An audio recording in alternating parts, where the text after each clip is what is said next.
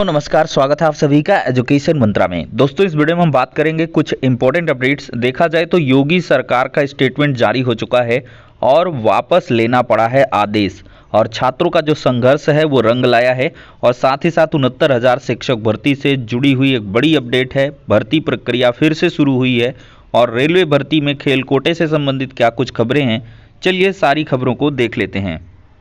तो दोस्तों, विगत कई दिनों से ये संघर्ष चल रहा था। उच्च शिक्षा निदेशालय के स्थानांतरण को लेकर आक्रोश कर्मचारियों के समर्थन में आया। शिक्षक संघ प्रदर्शन में हुए शामिल। तो दोस्तों, यहाँ पर छात्र, कर्मचारी और बहुत सारे प्रतिनिधि यहाँ पर विरोध में थे।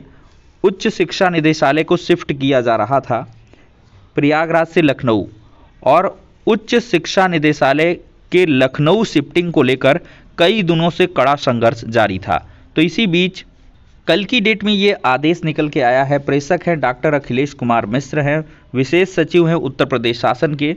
और यहाँ पर लिखा गया है कि उच्च शिक्षा निदेशालय उत्तर प्रदेश प्रयागराज को स्थानांतरित कर जनपद लखनऊ में प्रतिस्थापित किए जाने के संदर्भ में यहाँ पे लिखा गया है कि कदाचित उक्त पत्र से निदेशालय के कर्मियों में भ्रम की स्थिति उत्पन्न हो गई है कि संपूर्ण निदेशालय को लखनऊ प्रतिस्थापित किए जाने हेतु निर्णय ले लिया गया है। इस विषय की यह स्पष्ट करना है कि उच्च शिक्षा विभाग के निदेशालय शासन व अन्य प्रशासनिक शाखाओं के बीच समुचित समन्वय स्थापित करने हेतु शासन स्तर पर विचार किया जा रहा है और निदेशालय उच्च शिक्षा को पूर्ण रूप से लखनऊ में स्थापित करने का कोई भी निर्णय किसी भी स्तर पर नहीं लिया गया है। इस संबंध में यह अवगत कराना है कि प्रशासनिक व विधिक दृष्टिकोण से सक्षम स्तर पर जो मत स्थिर किया जाएगा उसी के आलोक में सरकार के सुशासन के सिद्धांतों के अनुरूप अग्रेतर कार्रवाई की जाएगी।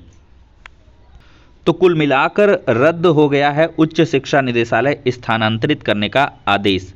यहां पर प्रयागराज से लखनऊ स्थानांतरित होना था निदेशालय। डिप्टी सीएम केशव ने दिए जांच के आदेश, बैकफुट पर विभाग। तो उच्च शिक्षा निदेशालय को प्रयागराज से लखनऊ स्थानांतरित करने का आदेश शुक्रवार को रद्द कर दिया गया। 30 दिसंबर को उच्च शिक्षा विभाग की ओर से पत्र जारी कर मामले में स्पष्ट प्रस्ताव भेजने के निर्देश दिए गए थे। विशेष सचिव उच्च शिक्षा डॉक्टर अखिलेश कुमार मिश्र की ओर से जारी पत्र में यह भी उल्लेख किया गया था कि निदेशालय को लखनऊ स्थानांतरित करने का निर्देश उच्च स्तर से प्राप्त हुआ है, ऐसे में त्वरित कार्रवाई की जाए। तो कर्मचारियों ने पत्र का विरोध किया व उप मुख्यमंत्री केशव मौर्य ने से शिकायत की। उप मुख्यमंत्री ने शुक्रवार को विभाग के संशोधित आदेश को ट्वीट कर लिखा कि प्रयागराज से निदेशालय लखनऊ स्थानांतरित नहीं होगा, कोई नया कार्यालय आए जो है वह न जाए। तो यहाँ पर यही प्रयास था और रहेगा। गलत आदेश जारी करने की जांच होगी। गौरव है राज्य और केंद्र सरकार के कार्यालय। प्रकरण पर स्पष्टीकरण देते हुए विशेष सचिव की ओर से शुक्रवार को पत्र जारी किया गया कि पूर्व में जारी पत्र से कर्मियों को यह भ्रम पैदा हो गया कि संपूर्ण निदेशालय को प्रयागराज से लखनऊ प्रतिस्थापित किया जाएगा। विभाग ने निदेशालय शासन व अन्य प्रशासनिक शाखाओं के बीच समन्वय स्थापित करने के लिए शासन स्तर पर विचार चल रहा है। तो निदेशालय को लखनऊ स्थानांतरित करने का कोई निर्णय नहीं हुआ। तो फाइनली दोस्तों, यहाँ पर देखा जाए तो ऐसी कोई बात नहीं है दोस्तों, और ये छात्रों का जो संघर्ष है वो रंग लाया है, उसी के बिहाफ पर ये निर्णय हुआ है। और अभी देखा जाए तो छात्र ये भी अब संघर्ष की शुरुआत करने वाले हैं कि जो बेसिक, उच्चतर और माध्यमिक विभागों को मिलाया जा रहा है और नए शिक्षा सेवा चयन बोर्ड को लाया जा रहा है, उस आदेश को भी निरस्त करवाया जाए। अभी ये प्रस्ताव पूरी तरीके से लागू नहीं हुआ है, प्रस्ताव बस बनना है। तो इसके लिए भी लगातार छात्र प्रयासरत हैं। दोस्तों, 69,000 शिक्षक भर्ती से जुड़ी एक बड़ी अपडेट है। देखा जाए तो एक अंक जो मामला था उत्तर कुंजी वाला, तो इसमें ऋषभ मिश्रा की याचिका थी और इसमें पारित आदेश हुआ था 20/12/21 को, फिर 25/8/2021 को। इन सब के क्रम में देखा जाए तो वेबसाइट खोली जा रही है और updlet.gov.in पर जो पिटिशनर्स हैं वो लोग ऑनलाइन आवेदन 10 जनवरी से कर सकते हैं और ऑनलाइन आवेदन प्रस्तुत करने की अंतिम तारीख 19 जनवरी की गई है। तो संबंधित याचीगण, देखिए इसमें साफ साफ लिखा है, आदेश भी है कि जो याची हैं, पिटिशनर्स हैं, सिर्फ वही अप्लाई करेंगे। चूंकि आपको यहाँ पर देखा जाए तो याचिका अपील संख्या, पारित आदेश की तिथि, याची अपीलकर्ता का नाम, योजित याचिका, विशेष अपील का नाम, याचिका में याचिका क्रम, ये सब लिखना अनिवार्य होगा। ऑनलाइन आवेदित पूरे करने संबंधी मार्गदर्शिका वेबसाइट पर उपलब्ध करवा दी गई है।